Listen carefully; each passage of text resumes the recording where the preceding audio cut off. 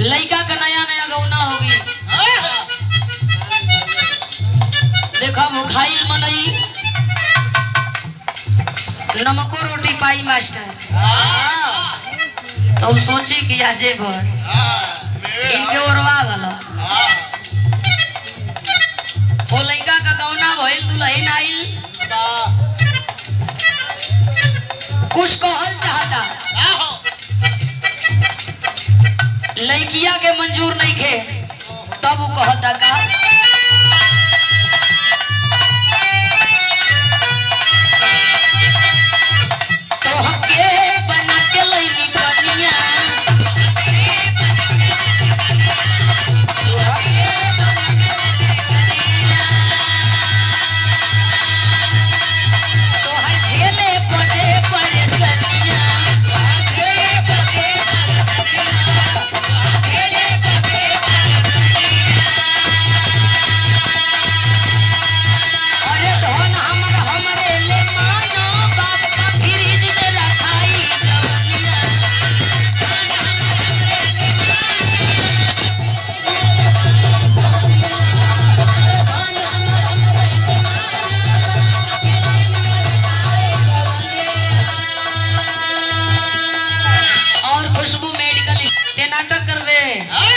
करबे नाटक यही खातिर लेके आइल बनी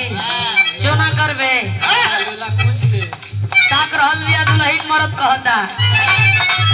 तोहके बना के लईनी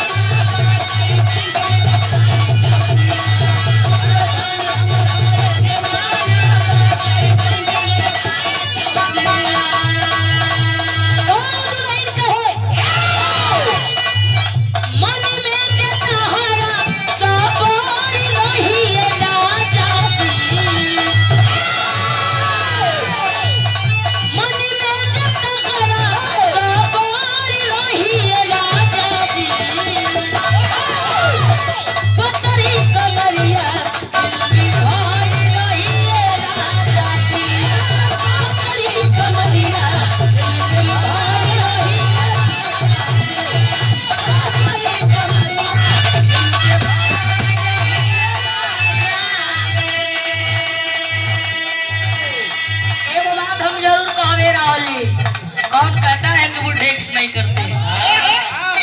ये घड़ी और लोगों का बजल है ये काम भरिया होता है लड़किया कह दिया कि सुनबो जदी धीरी धके खोइबा मजा ढेर किनले खोइबा